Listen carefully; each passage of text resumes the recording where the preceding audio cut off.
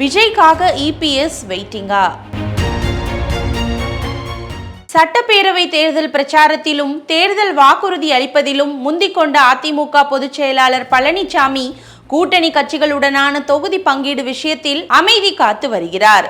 கூட்டணிக்கு விஜய் வருகைக்காக அவர் காத்திருக்கிறாரா என்ற எதிர்பார்ப்பு எழுந்துள்ளது.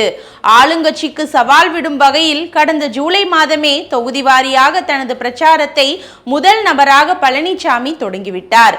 இன்று வரை சுமார் 150க்கும் மேற்பட்ட தொகுதிகளில் பிரச்சாரத்தை முடித்துள்ளார்.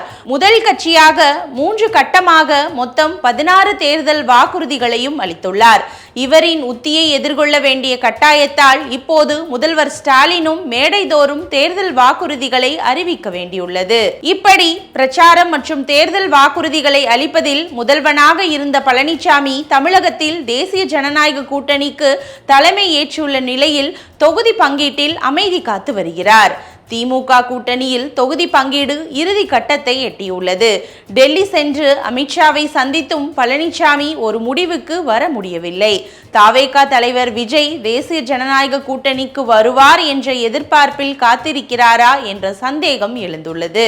இது தொடர்பாக அதிமுக வட்டாரங்களில் கேட்டபோது விஜய்க்காகவெல்லாம் அதிமுக தனது தேர்தல் பணியை நிறுத்தி வைக்காது. தேர்தல் அறிவிப்புக்காக பழனிசாமி காத்திருந்தார். விரைவில் தொகுதி பங்கீட்டு விவரங்களை வெளியிடுவார்.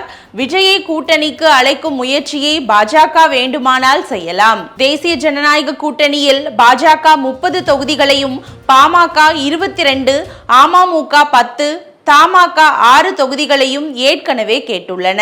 அதிமுக 165க்கும் மேற்பட்ட தொகுதிகளில் போட்டியிடுவதில் உறுதியாக உள்ளது.